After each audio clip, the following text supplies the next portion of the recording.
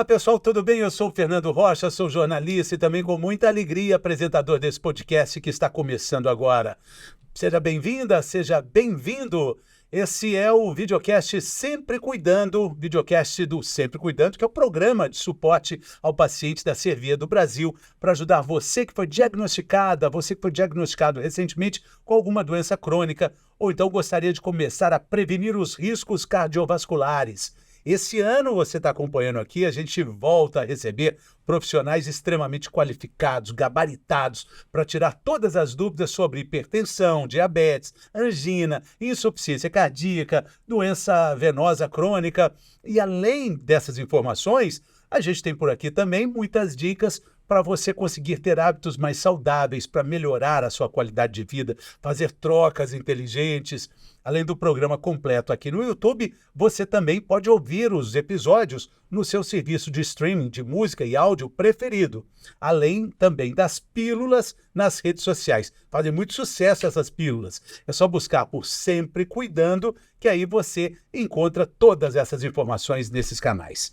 Muito que bem, vamos começar então. Estamos em maio, dia 17 de maio, é o Dia Mundial da Hipertensão. Essa data foi criada para conscientizar a população sobre a importância da prevenção e do diagnóstico adequado, diagnóstico precoce, do tratamento da hipertensão. Doença silenciosa, doença perigosa. No episódio desse mês, a gente convidou o médico cardiologista Dr. Diogo Campos, está aqui conosco, veio de Dourados, no Mato Grosso do Sul. Que alegria te receber aqui, doutor. Tudo bem? Exatamente, Fernando. Tudo bem? Todos aqui para poder cuidar dos nossos pacientes, dar as melhores informações e agradecer sempre o programa Sempre Cuidando da Servier, que tem um carinho especial pelos nossos pacientes. E vamos lá, vamos dar as melhores informações possíveis aqui. Exatamente. Vamos começar explicando o que é a hipertensão, né, doutor? Fala-se muito. Primeiro é importante dizer, hipertensão é pressão alta. Pressão alta é hipertensão. Exato. É um mal silencioso, porque na maioria absoluta das vezes não tem sintomas. E por que é tão importante a gente falar sobre isso? Perfeito, exatamente isso, Fernando. Primeiramente, assim, a hipertensão arterial eu sempre falo que é uma das doenças mais sorrateiras ali da cardiologia. Mesmo porque, como você já adiantou, na imensa maioria das vezes ela não dá sintomas. Então, qual é a definição, né? O que é hipertensão arterial? Primeiramente, pressão alta não é exatamente a mesma coisa que hipertensão arterial. Pressão alta é aquela medida da pressão acima de 14/9. Talvez nós aqui, empolgados para dar as melhores informações para os pacientes, nossa pressão pode estar até um pouquinho mais elevada. Mas é legal fazer essa associação, porque outro dia eu vi uma entrevista e a pessoa estava falando, nossa, eu demorei tanto tempo para entender que pressão alta tinha relação com hipertensão. Então é bom a gente dizer, olha, é a mesma, existe uma relação muito direta, né? Exatamente. E a hipertensão arterial é aquela pressão alta mantida, ou seja, em vez de você fazer uma medida, às vezes, no momento ali de euforia ou estresse, é aquela hipertensão, ou seja, aquela pressão mantida. Porque a pressão vai subir na vida. Vai subir. A gente está gravando aqui no Rio de Janeiro, nos estúdios aqui no Rio de Janeiro, e a gente teve no início do ano a informação de uma sensação térmica de mais de 60 graus no Rio de Janeiro. Exatamente. Naturalmente, a pressão subiu nesse calor? Com certeza. De todo mundo ou em alguns casos? Em alguns casos. A gente sabe que o frio, ele tende a aumentar mais a pressão. E o calor, a gente tem mais aquele efeito vasodilatador. Mas em calores extremos, às vezes numa multidão, tudo mais, a pressão tende a cair. Sensação térmica Mas de 60 graus. exatamente. Né? Mas a mensagem que fica é essa. A hipertensão arterial é uma doença crônica, não transmissível, onde os índices da sua pressão, por definição, ele é mantido acima de 14/9. Aonde o benefício do tratamento supera os riscos. E aí a gente está falando de tratamento aqui que pode ser medicamentoso ou não medicamentoso.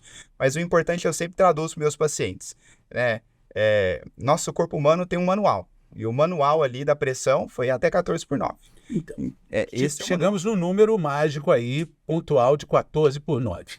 Quem está acompanhando o podcast, quem está acompanhando a gente por vários canais aqui, no Sempre Cuidando de Servir, pode chegar, eu vou na farmácia agora, vou ver como é que está a minha pressão. Perfeito. Aí chega lá e vai ver que está 14/9. Exatamente. Essa pessoa já tem hipertensão, doutor? Não. Essa pessoa tem a pressão alta naquele momento. Ele está com a pressão alta. Ela está com a pressão alta que tem que acender um sinal amarelo ali para esse possível diagnóstico. né? E como é que é feito o diagnóstico, né? Por diretrizes, a gente considera o paciente hipertenso quando ele tem pelo menos 2 medidas acima de 14/9 em consultório. Ou seja, tem que ser uma medida validada, tem todos os critérios possíveis. Inclusive, tem até um episódio do Sempre Cuidando e orientando esse passo a passo, que esse paciente tem essas 2 medidas acima de 14. A doutora Sayuri, Exatamente. ela, Episódio. ela fez a medida da minha pressão. Exatamente. Estava alta. Olha só. Mas Imagina eu que tô agora impressionado. estamos... Exatamente. E eu achei interessantíssimo que a Sociedade Brasileira de Cardiologia, na diretriz de 2020, que é a última diretriz vigente, ela atualiza os critérios ali da pressão. Você sabia, Fernando, que a partir de 115/75, ou seja, 11,5/7,5, já começa a aumentar o risco cardiovascular. Ou seja, o que define hoje a nossa pressão, ela é dividida em até 12/8, ela é considerada ótima. De 12/8, né, até ali 130, ou seja, 120 até 130, ela já é considerada normal. Acima de 130, a gente já considera aí pré-hipertensão arterial. E muito importante a gente falar que existem muitos fatores que influenciam esses números. A gente falou do ambiente externo, a gente falou também, a gente pode falar também até do jaleco branco, que é uma interferência conhecida. Exatamente, né? exatamente. Então, é preciso muito cuidado para a gente ter esse controle, né, doutor? Perfeito. Por isso que eu alertei, né, que é uma doença muito sorrateira, né? Ela é fácil de fazer o diagnóstico, muito barato, só precisa de uma medida, que isso é feito na hora, mas tem-se os critérios ali, né, Fernando, para se seguir, para ter o real. Eu sempre falo, a gente tem que ter muita responsabilidade no diagnóstico da pressão alta, da hipertensão arterial. Exatamente por isso. Esse diagnóstico passa por aquele exame, o mapa, que a pessoa vai levar um aparelho para casa, vai ficar 24 horas por dia, tem que colocar bem o aparelho, porque são 24 horas. Perfeito. Então a pessoa vai dormir com o aparelho, acho que tira só para tomar banho, né? A gente orienta nem que tire, às vezes, nem para tomar banho, que coloque ali e fique ali essas 24 horas. Não há necessidade 100% de passar pelo exame do mapa. Não é padrão ouro. Não, ele é o padrão ouro, mas ele não é necessário para o diagnóstico. As 2 medidas em um ambiente médico, um cardiologista ou um clínico ou qualquer especialidade, se você tem essas 2 medidas já com a pressão mantida acima de 14/9, você tem o diagnóstico de hipertensão. Claro que o mapa, né, ele vem para agregar, principalmente no que você comentou, né, a hipertensão do jaleco branco, né, o que é isso, né, Fernando? O paciente, ele já de ver o médico, já de ver o doutor, ele já fica ali ansioso, emocionado, acha que tem algum problema, e o mapa, ele vem muitas das vezes aí.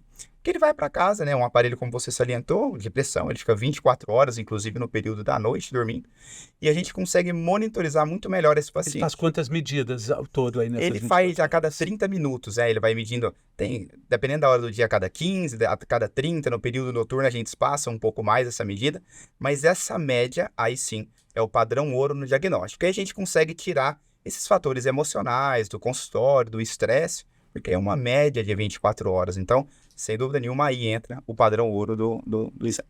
A gente pode falar de principais sintomas da hipertensão? Vamos falar assim.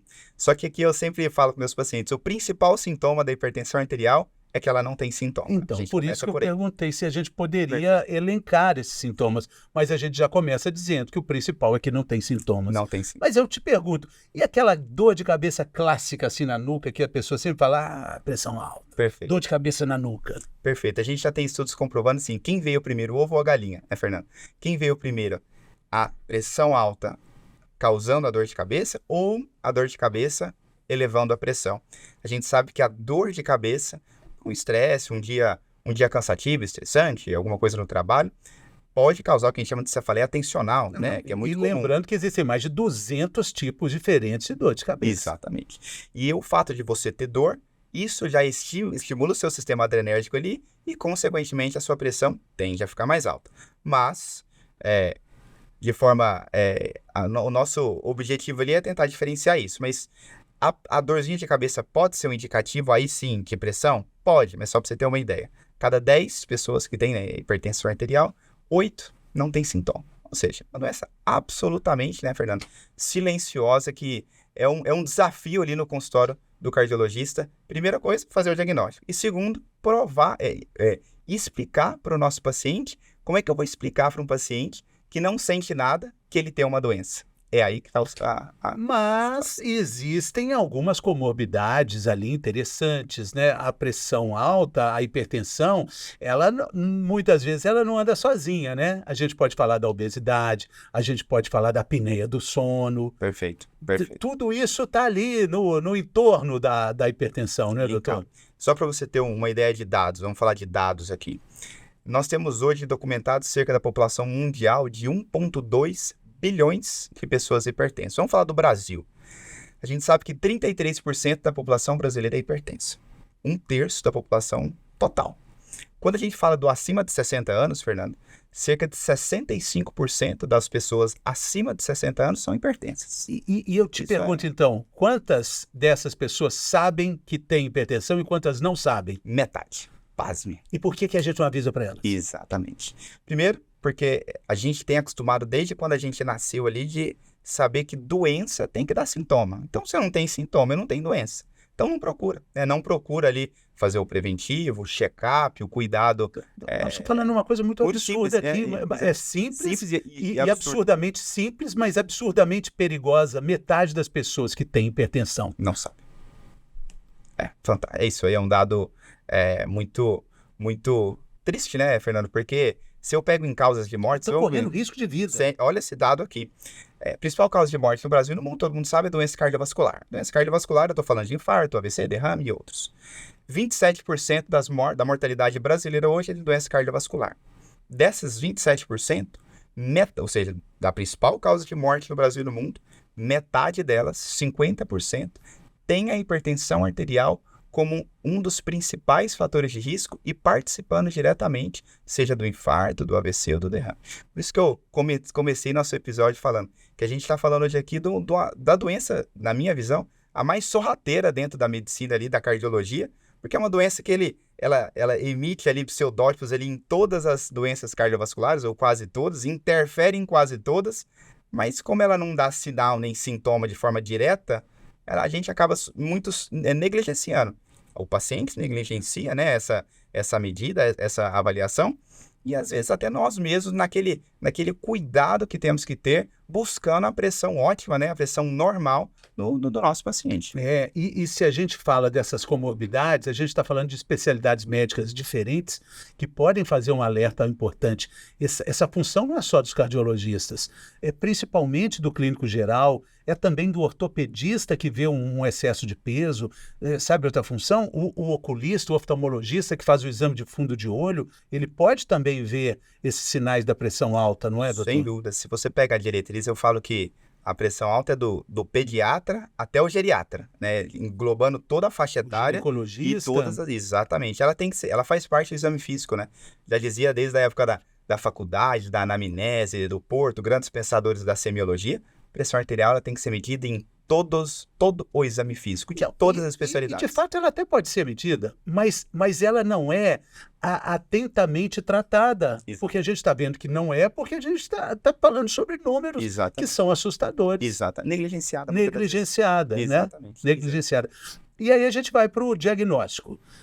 A gente tem um amigo querido em comum, Dr. Calil, que fala sempre assim, que o diagnóstico de hipertensão, para ele, é um momento muito importante, porque ele precisa de um comprometimento do paciente. Exatamente. Que vai para o resto da vida. Exatamente, porque é neste momento que você faz o diagnóstico, que é onde a gente tem que perder o maior tempo ali da nossa consulta, em explicar para o paciente, Fernando, que ele tem uma doença que não dá sintoma. Que é aí que está a dificuldade. E que pode matá-lo. E que pode matar e que provavelmente vai matá-lo. A gente tem esses dados. Se você tem uma hipertensão arterial que você negligencia, não cuida da melhor forma, não busca metas, não metrifica, não acompanha esse paciente, isso vai dar algum problema. O manual, eu sempre falo, o manual está lá. O corpo humano é 12/8. Você passou disso, passou de 14, você vai ter problema, que é o que a gente chama, que você está salientando, são as lesões de órgão-alvo, né? Onde a pressão alta por si só, ela ali alta, talvez você vai falar, nunca vi ninguém morrendo de pressão alta. Acontece, tem as urgências, as emergências hipertensivas,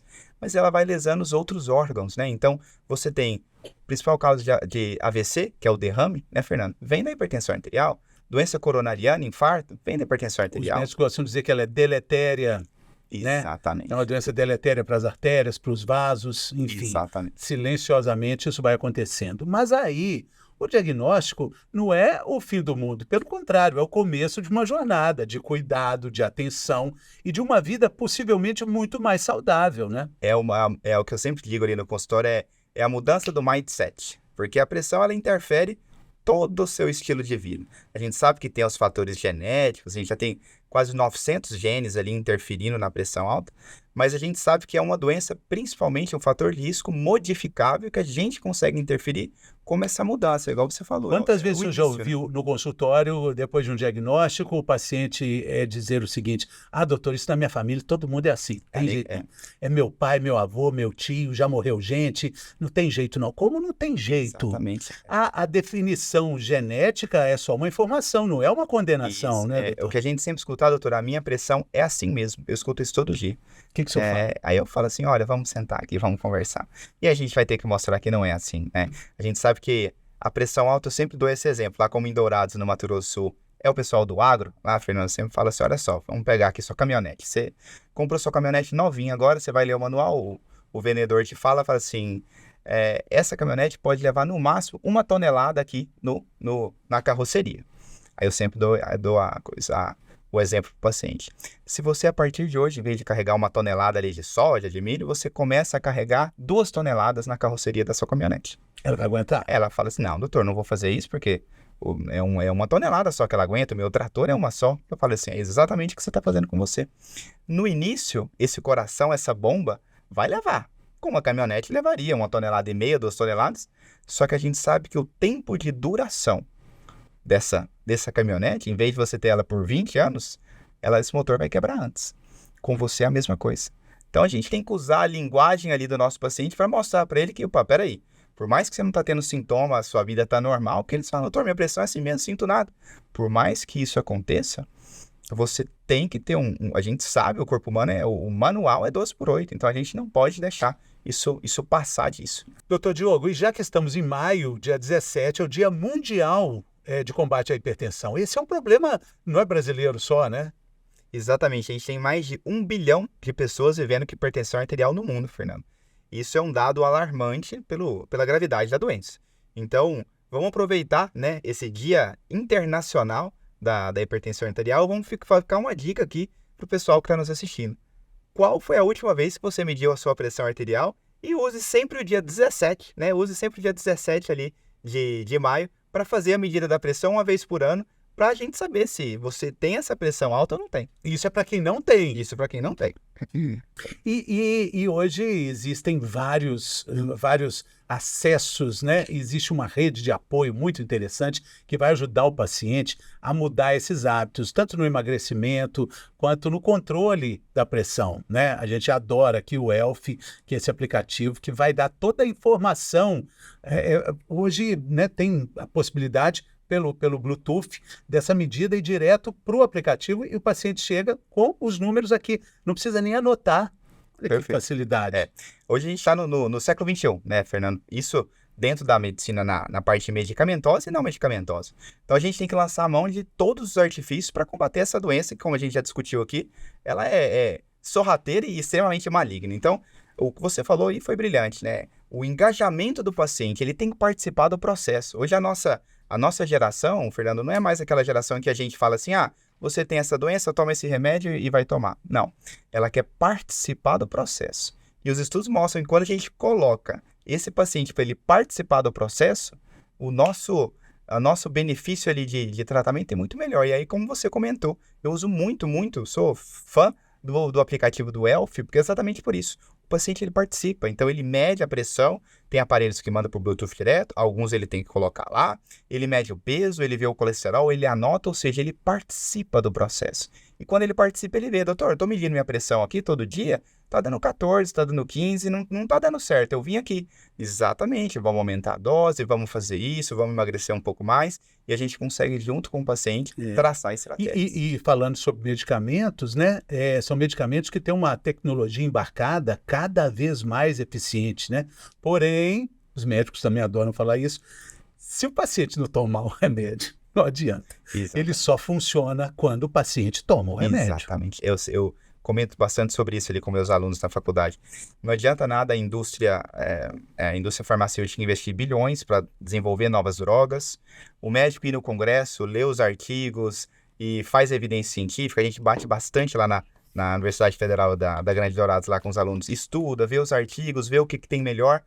Se depois de toda essa cadeia, Fernando, na hora do paciente fazer o mais simples, né? Que é pegar o copo d'água e tomar o comprimido, se ele não fizer, nada disso que foi feito para trás é eficiente. Então, a gente precisa incluir o paciente no tratamento dele. Afinal de contas, ele é o principal favorecido.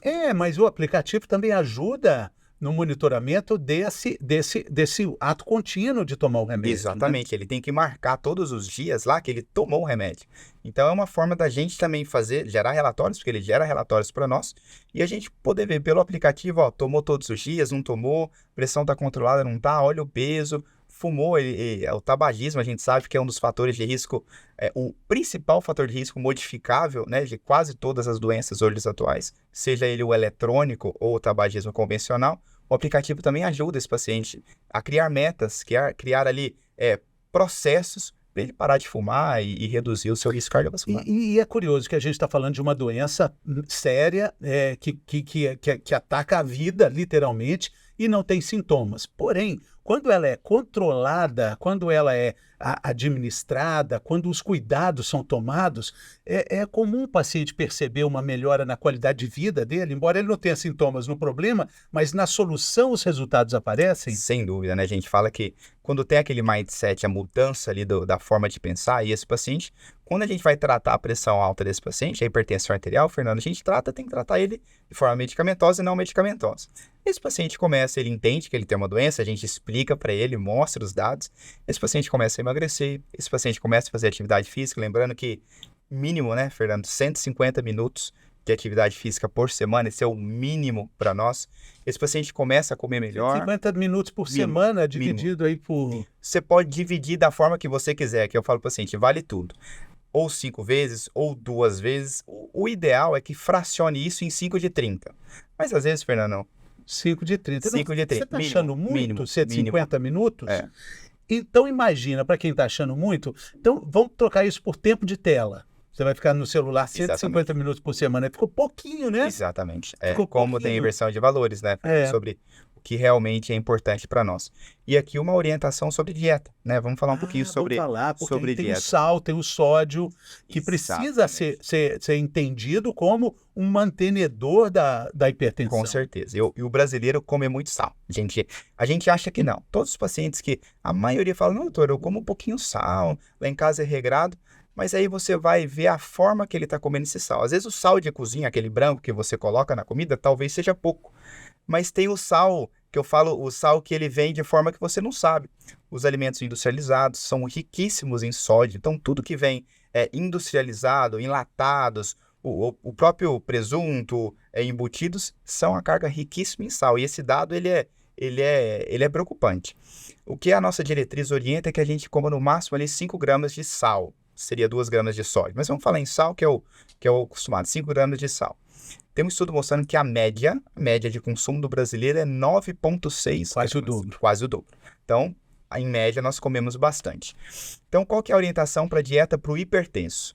Reduzir a 5 gramas, né, de sal e optar por uma dieta rica em potássio. Aí, quando eu falo rico em potássio, o paciente fala, não, doutor, potássio é o quê? Banana? Porque sempre fica aquela questão, né? Eu vou comer muita banana, mas é uma alimentação muito calórica. Não, a gente sabe que outros alimentos para o hipertenso tem que baixar sal e aumentar potássio. Onde tem potássio e magnésio, que é os dois. Onde é que são alimentos ricos em potássio e magnésio? A banana é mas muito calórico. A gente tem aqui os vegetais verde escuro, né? Todos os vegetais que são verde escuros. A gente tem a beterraba, que é muito rico em potássio, a cenoura, os feijão, de forma geral, também lentilhas. Então, a gente tem outras gamas ali para lançar a mão para ajudar esse paciente a reduzir essa pressão para 12/8, que é a nossa meta. É tudo uma questão de planejamento. Em outros episódios a gente já falou sobre isso. Planejamento aí da feira, né? O planejamento semanal, mensal dessa alimentação, né? Magnésio é considerado o cimento do cérebro. Exatamente. Os nutrólogos adoram. E a gente já pensa logo em reposição. Então, vou comprar o comprimido na farmácia. Não precisa. Nem precisa. Né? E a gente estava comentando sobre o século XXI, mundo globalizado, assim, como tem aplicativos excelentes, como o Elf, para ver, a gente também tem um lado contrário. Você falou uma palavra mágica aí na organização da doença cardiovascular. É planejamento. Então, uma dieta, ela não é feita quarta-feira, 20 horas da noite, quando você chega do trabalho cansado. Se você não tiver planejado aquilo ali, o que você vai pedir? Vai entrar no aplicativo, vai pedir uma comida ali, talvez, que não seja a melhor possível. Agora não, quando você organiza a sua semana, né? Menos tela e tire um dia para se organizar, talvez isso fique muito mais fácil de você não cair no erro ali durante a semana. E organizar também no controle dessa pressão arterial, nas medidas que são necessárias. Vamos falar sobre isso, doutor. É logo no início do dia que é preciso fazer? É todo dia que é preciso fazer esse controle? Perfeito. Para você que não é hipertenso, você que não tem o diagnóstico de hipertensão arterial, o que nossa diretriz orienta? A medida, pelo menos uma vez no ano, da pressão. Talvez você vai falar assim, doutor, mas isso é muito pouco. Se a gente tem um dado que a gente comentou que metade dos hipertensos não sabem que são hipertensos, então o mínimo que é medir a pressão uma vez por ano a gente não está fazendo. Então quem não é hipertenso só vai saber que é hipertenso se medir. Isso independentemente de idade, sexo. Independente de idade e sexo. Começa no pediatra e continua no ginecologista da mulher ou no cardiologista do homem, urologista, não importa.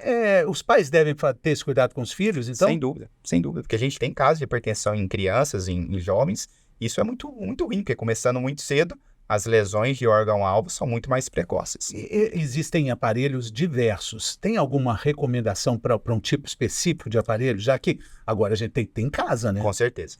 Hoje meus pacientes saem do consultório já com receita de, se ele foi hipertenso, com receita de hipertensão e com a receita de comprar um aparelho. Então, século XXI, que você coloca um aparelho no braço, aperta um botão e dá uma medida, quem, obviamente, tem essa condição de ter, tem que ter em casa. Então, de preferência, a gente sugere que, de preferência, seja aqueles aparelhos que a gente chama de AMPA, né, que é a medida da pressão arterial feita pelo paciente em casa, com os aparelhos de braço. E que, de forma geral, quem tem o de punho, tudo bem, mas desde que ele passe sempre, um ou outro, por um recalibramento anual. Tem gente que chega no consultório e fala, não, doutor, minha pressão é super normal em casa, aqui tá dando 15/8, não tá errado? Aí eu pergunto, mas quanto tempo faz que você tem o seu aparelho? A pessoa, não, doutor, eu comprei isso aqui há 6 anos atrás. Eu falo, tudo bem, já passou por alguma calibragem antes? Não, doutor, o aparelho tá funcionando novinho. Então tem esse problema. Então nunca esquecer que além da medida da pressão em casa é importantíssimo, calibrar o aparelho também. Calibrar na assistência técnica? Isso, assistência técnica.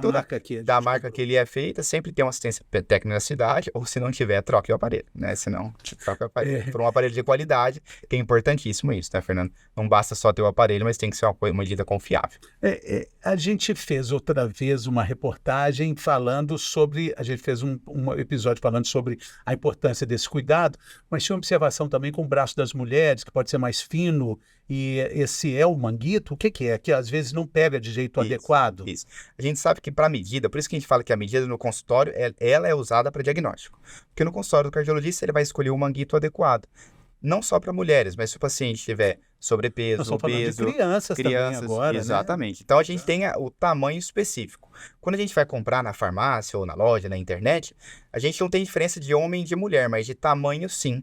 Então se o paciente for muito obeso, precisa de um manguito maior, isso tem interferência. Por isso que a medida da pressão em casa ela é fundamental, mas aquela que vai cravar o diagnóstico tem que ser feita ali por um manguito especial no consultório, mas que todos têm que ser orientados a ter em casa um manguito adequado. Doença crônica. Então a gente está falando que não tem cura, tem tratamento, tem controle, tem cuidado, tem atenção, né? Exatamente. Isso falando da imensa maioria das hipertensões. A gente sabe que tem um braço ali da hipertensão que a gente chama de hipertensão secundária, Fernando. Mas isso é a raridade. Essas sim podem ter curas. Pra você ter ideia, tem pressão alta que se manifesta por um tumor, né? Então isso, a gente sabe que tem tumor que dá pressão alta. Talvez se a gente trata esse tumor, exemplo, o feocromostoma, a gente pode até curar a pressão. Mas isso são casos que a gente nem comenta, porque para o paciente não cair daquele erro clássico, que é o seguinte, Fernando. Doutor, tomei a minha medicação, controlou, vou parar o remédio porque controlou. Ou quem faz dieta? A dieta também, ela pode... Exatamente. Dependendo do nível da pressão, exemplo, o que a gente mais tem hoje, você falou, a doença não tem cura, tem tratamento, mas pode ser tratamento medicamentoso ou não medicamentoso. Então, a gente consegue curar a pressão arterial com tratamento não medicamentoso. Não é curar, porque a gente está tratando, a gente fez o nosso paciente emagrecer, só para você ter uma ideia. A cada quilo perdido, os estudos mostram que você diminui 1 ponto na pressão. O que é isso? Se eu tenho a pressão 145/90, esse 145 para 1 quilo vai para 144. Outro quilo, 143. Outro quilo, 142. A gente consegue reduzir em até 10 pontos. Ou seja, baixar 1 ponto de 14 para 13, só perdendo peso. Ganhando também o contrário? Ganhando ao contrário. Por isso que a gente fala, tem pacientes que falam, eu fui curado da pressão. Na verdade, você foi curado porque você tratou. Então, você está dormindo melhor, você usa o CPAP, né? Você comentou sobre a apneia do sono, que é um dos fatores que aumenta bastante essa pressão. Você usa o CPAP, você emagreceu, você come mais potássio, você tem uma vida menos estressante, né? A gente sabe que o estresse, ele está ali no auge hoje do século XXI, do tratamento dessa pressão. E tem fatores também a espiritualidade, também que já está comprovado, está nas nossas diretrizes, como um fator ali, eu não estou falando aqui de religião, estou falando de espiritualidade, religião também, como a mudança até no estilo de vida, que também tem benefício. Faz todo sentido. É o olhar para dentro, é o olhar para si mesmo, é o conhecimento de algo que nos pertence, né? E que a gente precisa assumir isso, exatamente, né? Exatamente. Quem somos nós, essa essência, né? O que de fato somos, né? O que de fato, porque a gente não é o nosso nome, a gente não é a nossa profissão, a gente não é só a nossa filiação, a gente é muito mais do que isso, né? Perfeito. E esse olhar e esse entendimento, é claro que de alguma forma ele vai controlar a pressão. Né? Sem dúvida. Agora, para a gente terminar, eu queria muito que você desse uma palavra para quem está acompanhando a gente em diversos canais e acabou de ter o diagnóstico de uma hipertensão.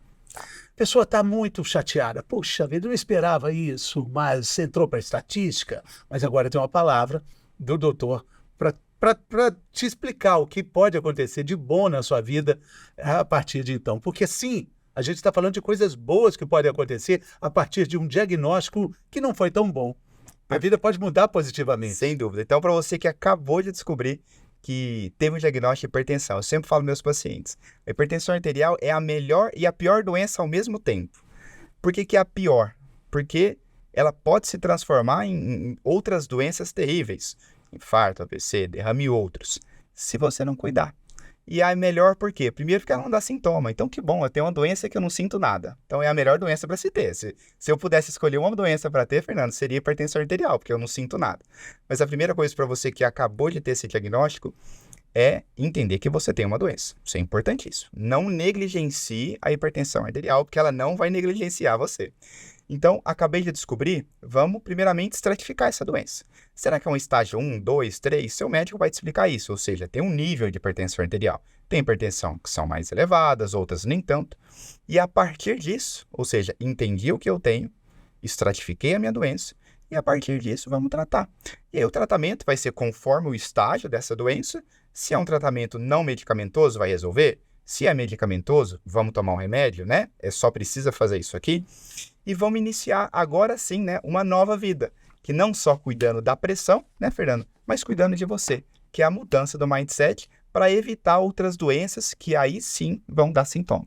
Muito bem. Puxa vida, dito isso, não digo mais nada, doutor Diogo. Muito obrigado, um grande abraço aos queridos amigos lá de Dourados, com uma sopa paraguaia por todos nós. A sopa paraguaia tem muito sal ou não? Tem muito sal. Sopa paraguaia não come com colher, não, gente. É com garfo e faca. Exatamente. É o único lugar no mundo onde se come sopa com garfo e faca. Exatamente. E é uma delícia. É uma delícia. Valeu, um grande abraço. Então, comendo sal, tá bom, doutor? Exatamente. Pode deixar. Fernando, queria mais uma vez agradecer esse bate-papo aqui. Foi experiência incrível. Desde a época dos programas anteriores, ter essa...